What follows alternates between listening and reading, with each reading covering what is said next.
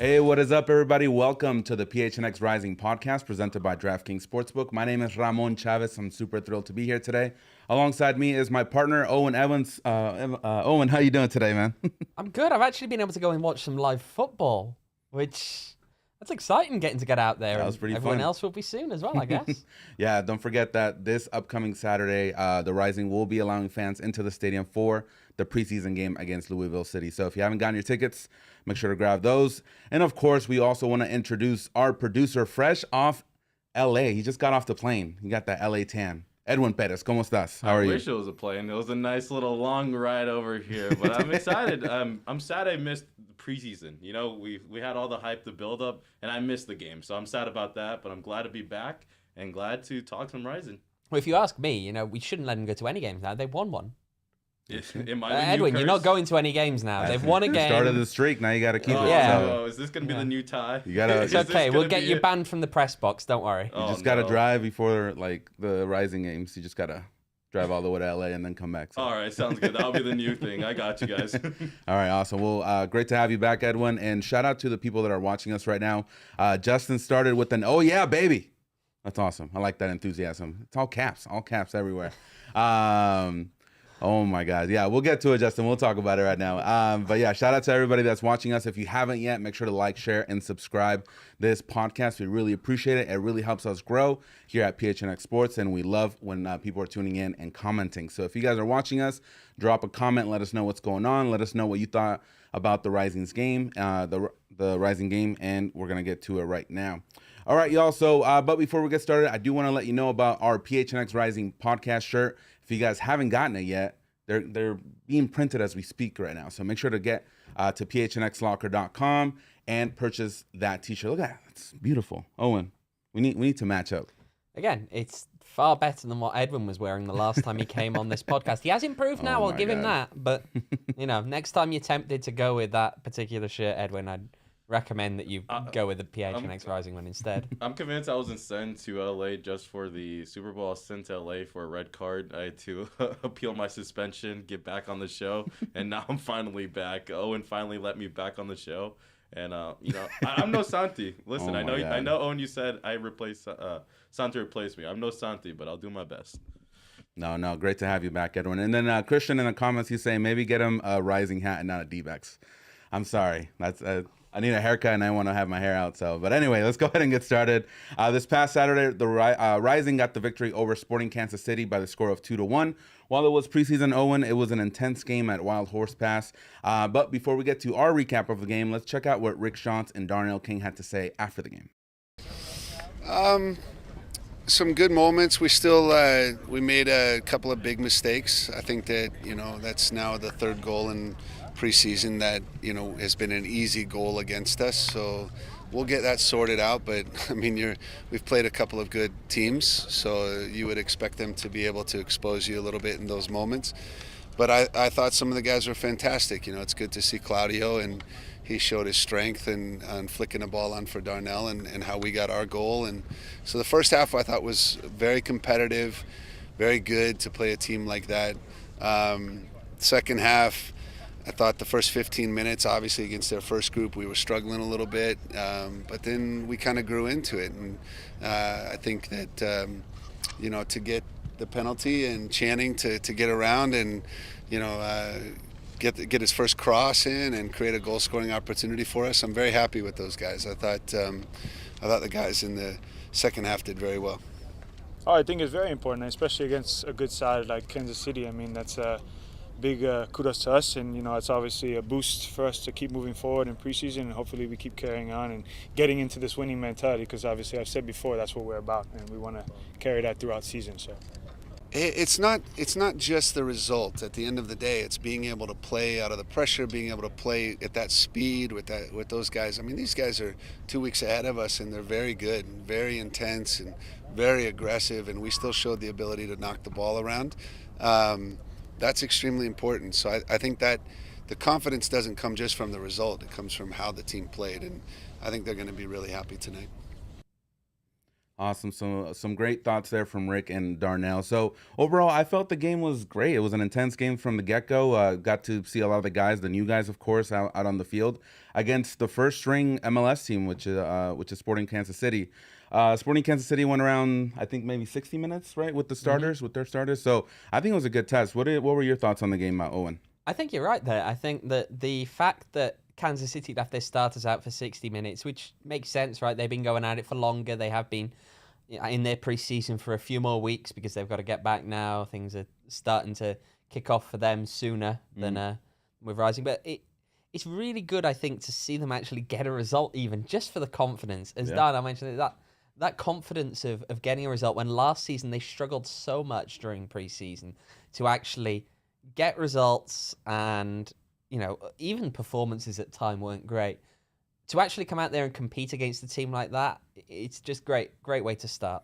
No, definitely. The first few minutes had like chances for both teams, which I was super surprised. And Ben Lunt did really well in that first chance that Kansas City had.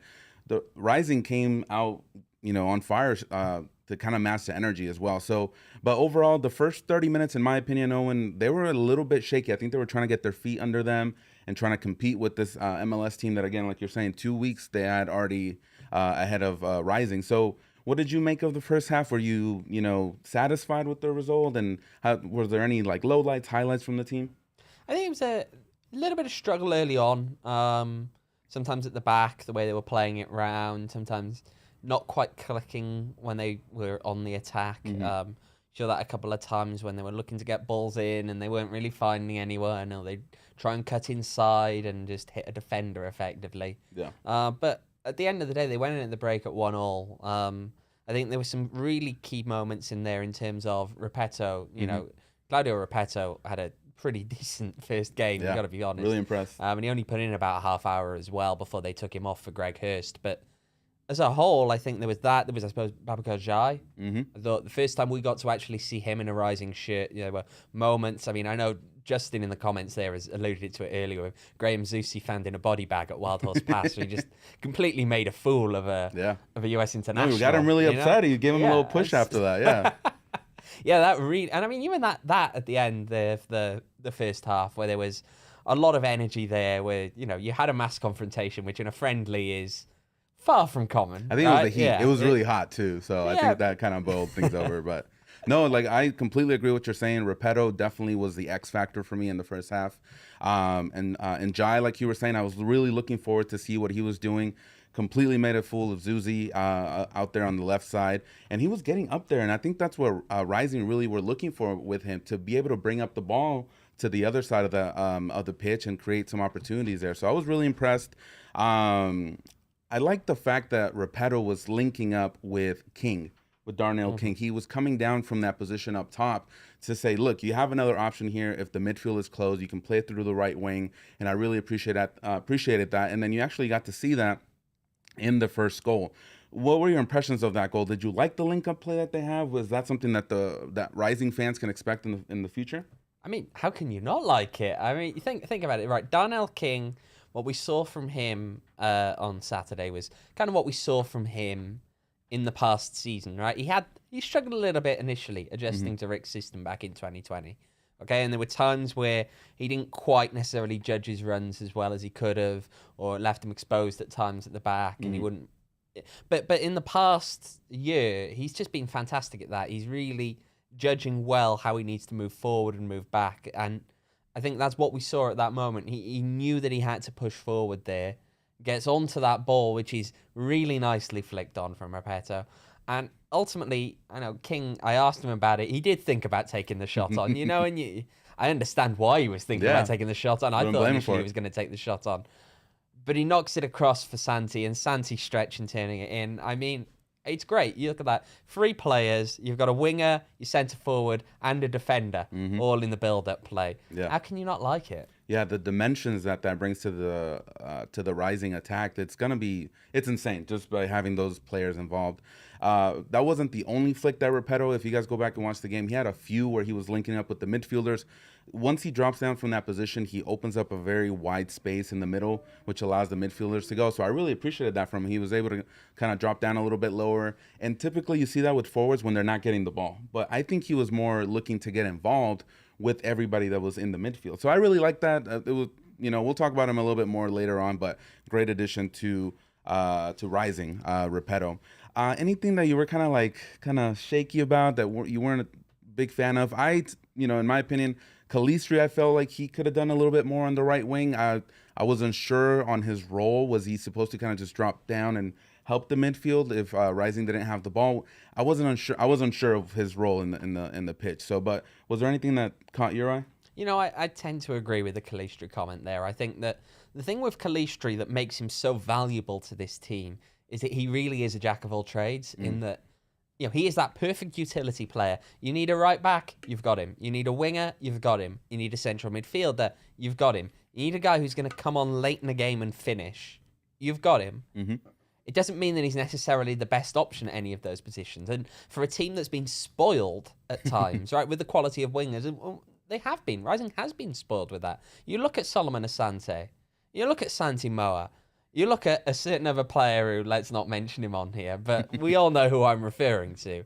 Okay? And you look at the quality of those players, and the team has been spoiled in the wing positions. And so when you have the real depth option in Calistri, though, he's not going to have that same star power that the other guys bring. Yeah. He's there because he can fill in a lot of different positions and he can do them all competently. Yeah. I think that's probably the word. He can do a lot of different things competently, which makes him pretty invaluable. Invaluable. You can't replace him at all. He's got to be there. Yeah. He's a fantastic option off the bench. Exactly, yeah.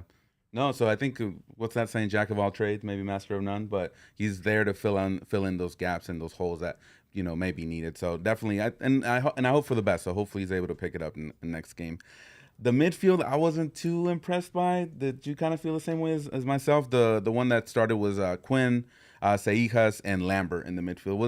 Were they just overrun by SKC, or was it kind of just not a good day, good outing for them? I mean, it's early in preseason. Yeah. I think the other thing to note there is that that's not probably the trio we expect to start most of the games. Mm-hmm. Two of them are, yes, in Quinn and Kev, but Arturo obviously didn't come on until the second half. When he did come on, he absolutely shone. So, we've got to see with that. You've got to give him a bit of time. There's still a few weeks to go. And I like Seijas because he was vocal. He was trying to talk to Calistri to kind of like come back or when to press, and they were kind of trying to figure that out there. So there's room for improvement, obviously, but I like that out there. Now, the back line, Manuel Madrid, he went out injured. I believe he only played around 30 minutes, if I remember my notes correctly. But ultimately, he went out injured. We did get an update on his condition. We'll update you on that later. But I wasn't too impressed with him. He looked shaky in the ball. I feel like he wasn't able to connect with the midfield. So are there some concerns there with the depth of the center backs with Rising? I mean, there's a broader concern with the depth, and that is, again, as we said, we're going to come on to the injuries. But you've got to think, I suppose, which is that, again, it's early. Mm-hmm. We can judge Manuel's performance based on the 15 minutes or so that he played, but he played 15 minutes, right? We've got to recognize that there's little shakiness. If he'd have played a full 45, maybe he turns that around, He'd struggled a little bit early on. I remember at least once where he was trying to play it out the back and lost the ball, and that was a pretty dangerous chance that it actually created. To squeeze it in, it created a pretty dangerous chance for Sporting Kansas City. But it was 15 minutes, and it's early in preseason. There's a lot of factors at play here, and hopefully he will, we don't know now because he's out for a little while. Yeah. When we'll see him again, how much more time in preseason he has, I suppose, to get up to 100%. But I guess we'll see. Yeah. Moving on to the second half. Well, Repetto actually ended up having only 30 minutes of play. He did actually get signed that very same day, so it's probably why. But Greg Hurst was able to come in his stead. He played another 30 minutes, and he stayed on through the second half. And so in the second half, Marcus Epps was able to come in. Aguiano, Rodriguez was able to come in. Gutierrez on the left flank. Ryan Flood, and then Chaston on the right back position as well. So I actually kind of enjoyed the second half maybe a little bit more than the first half. Did you kind of feel the same way as me? Or I think I was really just looking forward to seeing all these new guys. Yeah, I think that's the thing. When it's preseason friendlies, right, there's only so much that you really learn from these because you get a lot of changes. I mean, you look at SKC brought out, we said they made the mass change at 60 minutes. I believe they made 10 changes, was it? Yeah. Or 9? It was a lot. Yeah. It was a lot of changes, right? And that's just typical for these preseason friendlies. And you get a lot of pairings that you're not used to seeing and won't see very often throughout the course of the season. So that second half, seeing a lot of guys that either we didn't see a lot of last season, getting to see what they're coming back looking like, or that we haven't seen at all, really. Guys like Channing Chasen, right, that we haven't seen at all. Guys like Greg Hurst that have never been part of this team, and Marcus Epps the same, and Anguiano the same, you know. Lots of players there that we didn't see a lot of, well, we haven't seen in Rising Squad. And seeing them come together and what they can bring, getting our first real look at them, that was the highlight, really, of that half for me. Yeah. I liked Marcus Epps. I know you were a little bit disappointed that he wasn't able to make it 2-1 earlier. He did get a great chance from Arturo Rodriguez right as the second half began. But that's what we kind of talked about in earlier episodes, that while he's a great right winger, maybe finishing isn't his strong suit. So maybe that's something that, you know, we should look forward to him maybe improving. That way we can, Rising can get on the scoreboard a lot faster. I was impressed by Arturo Rodriguez. Like, he's a magician in the midfield. I was really surprised not to see him in the first half, but he came in the second half and he was just pulling the strings. So do you look forward to like a really, really great season just by that, 45 minutes that we got to see him? I think this is the awkward bit, right? Because if Arturo plays the kind of season that Rising fans want him to play, he will not be here next year. Yeah. Right? Yep. This is his year here because we can just tell the potential that he has. And we saw bits of it. I mean, that perfect ball to Epps, okay, that was fantastic. Genuinely fantastic. Finding him in space, created a one-on-one with very few people anywhere near. You'd hope, really, for a goal there. Yeah. And even beyond that, just some of his play at times, he is just almost like a magician, right? He's a fantastic player, lots of flair, lots of creativity, and you just have to love watching that. But the thing is, if it all comes together this year, and he has the kind of a contender for MVP kind of season that he's capable of. And that's what I've been hearing. I mean, he's an outside. Yeah, I'd call him an outside chance. A little bit of a dark horse, they would call it. Yeah, a little bit of a dark horse, but I wouldn't rule it out. No? You know, if he can have that kind of a season, will he be here next year? And the answer is probably not. Probably not. He's in his early 20s. So we want a great season, but just be aware. Yeah. All right. I like the Channing Chaston on the right-hand side. Explain to me what was going on. You asked Rick about it after the game, in fact, of him and Marcus Epps just kind of switching roles for a bit if Chaston goes up. So how do you feel about that? He's an absolute speed demon on the right-hand side. He showed that in the second goal, before he got that handball. So it's what do you make of that? I think that it's interesting because it kind of works in Rick's system when you've got the whole like fluidity between the fullbacks wanting to push forward, and they push forward quite a lot. Yeah. Right? They really, really do in a Rick Shantz team. You're expecting a lot of attack out of the back. But in this case, what we saw was just that they seemed to work it perfectly in terms of Marcus being able to hang back a little bit sometimes and let Channing push forward when it was a good time for Channing to push forward. And so, if they can pull that off, and I'd like to see Marcus doing it with Darnell and see how that works as well as a dynamic. Obviously, we didn't get to see. I believe they played together down against Houston in that friendly down there, but that one closed to everybody, so we don't have anything to go by. But I'd be really interested to see how that kind of dynamic works as well. Channing, as a player, I thought that he certainly seemed to offer a lot going forward. Yeah.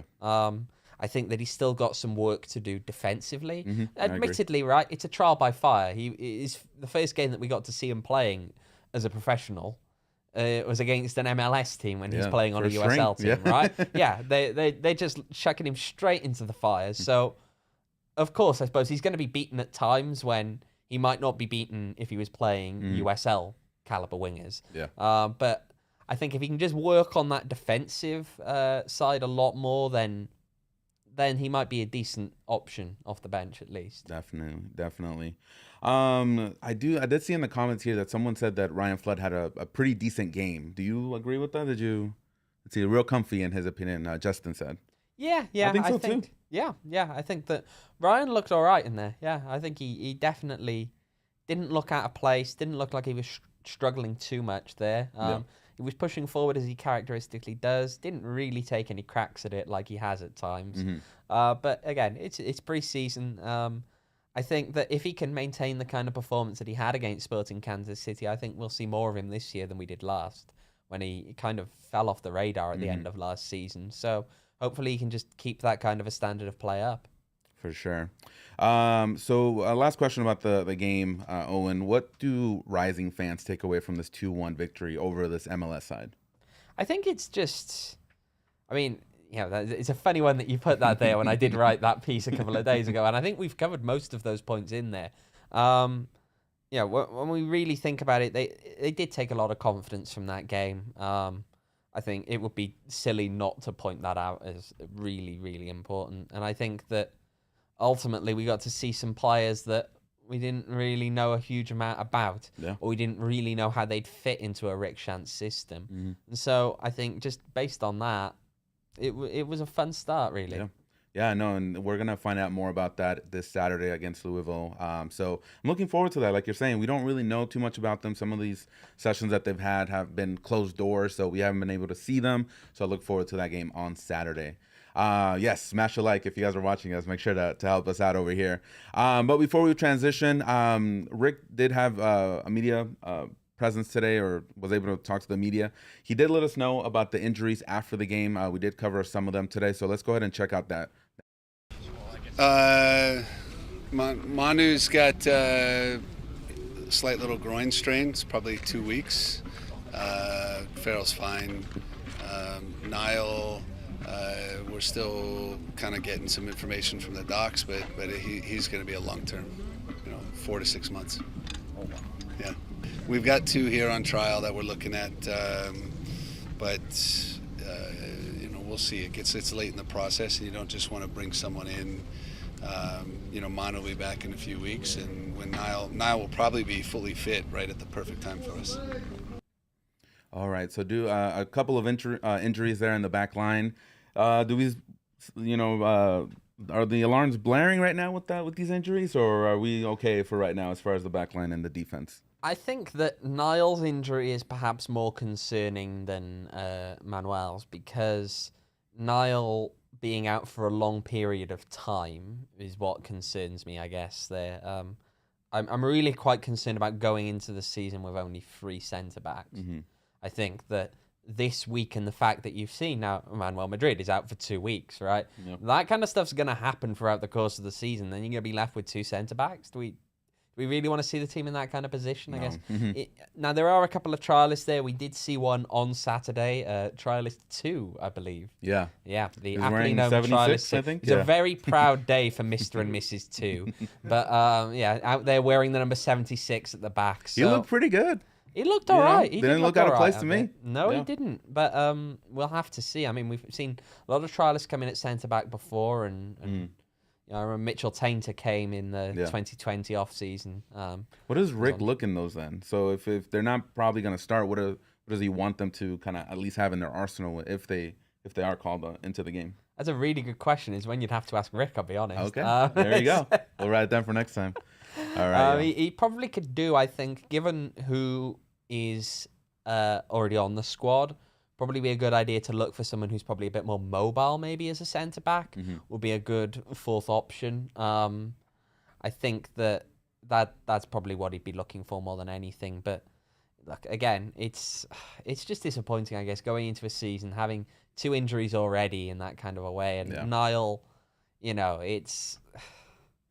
The kids, he's 17. See him out there. He was working out today. But it sounds like a bad injury, being 17 years old, I remember when I was 17, I was up the next day. I was ready to go. So probably not the same thing, but No, but yeah, definitely want them back healthy and ready to go for the season. So looking forward to see who Rising bring on board. All right, y'all. So Edwin, the Super Bowl was this weekend, right? So kind of football season is kind of done as far as betting is concerned. The other football hasn't started yet. We're looking forward to that. But if you guys It's coming. it's coming. But yeah, if you guys are betting fans, and also if you're Hoop fans, which is the NBA's in full throttle right now, the latest offer from DraftKings Sportsbook, an official sports betting partner of the NBA, is too good to pass up. I'm talking about the between the legs 360 windmill good. So if you're a new customer, you can bet just $1 on any team and get $150 in free bets if they win. It's that simple. DraftKings Sportsbook customers can also bet on the NBA with same-game parlays. Combine multiple bets from the same game for a bigger payout. The more legs you add, the more money you can win. DraftKings is safe, secure, and reliable. Best of all, you can deposit and withdraw your cash whenever you want. So download the DraftKings Sportsbook app now. Use promo code PHNX. Bet just $1 on any team and get $150 in free bets if they win. That's promo code PHNX. I have it on the shirt right here. PHNX. PHNX at DraftKings Sportsbook, an official sports betting partner of the NBA. You do have to be 21 and over, Arizona only. Gambling problem, call 1-800-NEXT-STEP. New customers only. Minimum $5 deposit. Eligibility restrictions apply. See DraftKings.com/sportsbook for details. All right, y'all. Yeah, I lost some money, man. I'll be upfront. I lost some money with the Bengals losing, so. Told you. I'm blaming Edwin for that one. No, I told you from the start. It was a different lock, It looked good. I put like money on Cooper Kupp, and I was like, okay, he's gonna get the first touchdown. OBJ got it. And I'm like, okay, Bengals are up. Nope, didn't happen. So I think my parents didn't know who Snoop Dogg and Dr. Dre was. That was a bad 15 minutes. So we'll great see. Halftime though. They're Mexicanos. They don't know who he is. So yeah. I mean, fair enough. We'll see if Bad Bunny's. Yeah, I want Bad Bunny next year. Yeah, that's the guy we want. All right. So back to the real football. Sorry, Owen. Here we go. Actually, we do have a little bit of soccer, and this is actually what I wanted to ask you guys today. Edwin, we did have some Champions League action today with your Paris Saint-Germain. Paris Saint-Germain. Yeah, they were in action against Real Madrid. Is Perez going to take the Champions League trophy this year? I like to think so. I mean, it's one team that I keep writing every Champions League. This is going to be the year. This is the year, and they always disappoint me, And that's just the loyal me. Maybe it's my Miami Dolphin fan base kind of coming in a little bit. I don't know what it is, but I do think so. I mean, just attack. I mean, they brought Messi in to win a Champions League. It reminds me of when Ronaldo was brought into Juventus. It was to win a Champions League. Mm-hmm. That didn't go well. But I think this attack is stronger. Now, obviously, it's not going to be easy for them. We saw today, but I gotta think it's PSG. Yeah. That's my lock. If I had to pick someone today, it would be PSG. PSG, not Man City. They won like 6-0, man. That's who I'm going with. So that's what I'm sticking with. Not because I like them. I hate them, but I think they're just the better team. Can't back an English side. I know Owen's gonna laugh. I know he's about to explode over here. Yeah, but I'm happy with that. Yeah, you can stay with that line. I'm happy with that one. All right. Is that who you're putting with then? Oh, if it had to be anybody, I feel like the problem is that asking this question now, when only one team has got that 1 foot in the next round, means that when you have to talk about who's the most likely to, as we got Pessy finished. Thanks, Michael. Yeah, I mean Sporting, right? Yeah, let's say Sporting are going to go win the second leg 6-0. 7-0. They're coming back. Yeah. Yeah. No so, away so goals. it's hard when you look at, especially when you look at some of the matchups that you've got. Yeah, Chelsea have got Lille, right? It's not the toughest one necessarily in there. But, Man United are playing Atletico Madrid. Liverpool are playing Inter. They're not easy games, and none of the games at this point are easy, really. Yeah. And you're talking about a cup competition with random draws that's going to last for the next few months. Mm-hmm. I really don't want to pick in there. But you know what? Since you're going to make me pick anyway, I just personally think, this is who I'd like rather than who I think. Okay. I'd like to see Ajax win just to completely mess with the order. A couple years ago. Yeah, and if you look at outside of the real big hitters, they're the team that are actually favoured to have the best chance. Partly because they're playing Benfica now in this round of 16 game. But they're also playing great football, too. If you look at all their statistics, they're leading a lot of those European giants. And Hag, future Man U coach. I see that. I mean, you look at them on board. They're a possession-based side. It's far more. It's not like they're an underdog that are just going to hoof the ball. Yeah. If you're going to pick an underdog to win, pick an underdog that plays, That's true. actually attractive football. Exactly. Michael there with the comment of the night, because it was weird because I was watching the Man U game and the PSG game, and as soon as Messi missed his penalty, Cristiano scored a banger. So absolutely great stuff there today. Great drama from the Champions League. I would like to point out that Man United are not going to win the Champions League. I'm sorry, They Michael. are not. Oh, I but agree with that. The more goals Cristiano gets, so that's what I'm on board for. All right, y'all.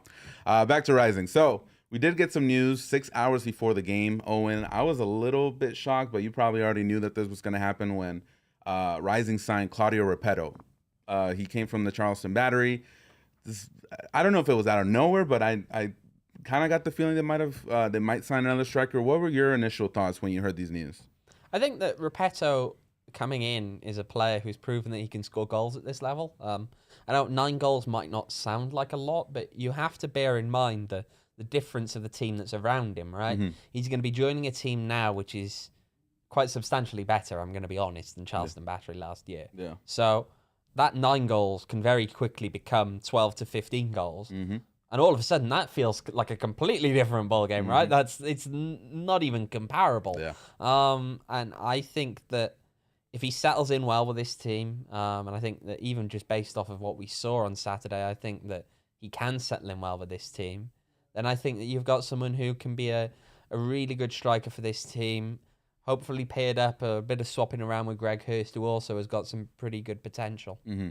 No, definitely. And if you guys weren't too aware of who Claudio Repetto was before he signed for Rising, he's 25 years old. He was born in Genoa, Italy.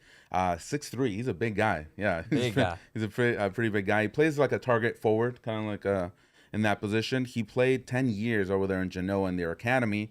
Then he moved to the U.S. in 2017, played for some teams in Iowa and South Carolina, and then eventually got to the Charleston Battery in 2021. And like you're saying, 9 goals, 3 assists, and 24 appearances. That's not bad. That's not bad, no. pretty a goal or assist every 2 games. So, and like you're saying, with Rising having a much better cast around him, most likely he's gonna amp up his game a lot more. So definitely happy to see that. Let's check out what Rick Schantz had to say after the game, after seeing Repetto's debut with Rising. We needed a target striker. It's been a while since we've had our prototypical target, and after we lost Rufat, we replaced him with John and Darren, and it's just really nice for us to have somebody that can hold up play, can help us win balls in the air when we need to. He's a prototypical goal scorer, and a great guy, very, very hard worker, very good professional. And then you mix that with Greg Hurst, who's very good off the ball mover, extremely technical. I wouldn't be surprised if you see us in a 4-4-2 at some point this year, but I'm really, really happy with the strikers we have now. I can really play with the wingers coming to play with me. I can use them. They can use me very well, and as a 9, as a holding up player, I can help them coming up, and then they crossing, they coming in, and it's a lot of balls for me in the box. So I think the style is pretty good for me and whoever plays around me. Awesome. Well, great to hear from them, and looking forward to seeing Repetto more, being featured more with the Rising. Was the target forward needed, do you feel, in the Rising attack? Is that why Rick really wanted someone like Claudio in the team? I think that it ultimately comes down to what he's looking to do in part with the formation. I know he mentioned in there that he's thinking about maybe going with a 4-4-2, which is interesting. We haven't seen that. At the same time, we've got to kind of talk about, do we actually expect to see that? Because I remember last season we had a teased new formation, right, with 3 at the back. There's 2 kind of wing backs. Mm-hmm. And then, it just didn't happen. Yeah. We didn't really see that at all. So whether the 4-4-2 is something we'll actually see, I don't know. But if we do, it would be interesting to get him out there. I think that more broadly, though, this team, whether they need it this season or not, with Richmond also being available, they need depth at the striker position. It's something that this team has really lacked in recent years, and they need the ability to turn to different people going forward, because ultimately, what happens when someone goes down injured? What happens when someone ultimately leaves the club because a better opportunity does come up? As we saw last year with Rufat, and it kind of left him in the lurch for a while. You had David Egbo, who wasn't really a true number 9. I mean, the season before that, if not Adam John, if Rufat hadn't been fit at any time in the 2020 season, luckily it was a shortened season. It wasn't so problematic, but you'd have been relying on a guy who was ultimately a winger, who's being made to play as the number 9. Yeah.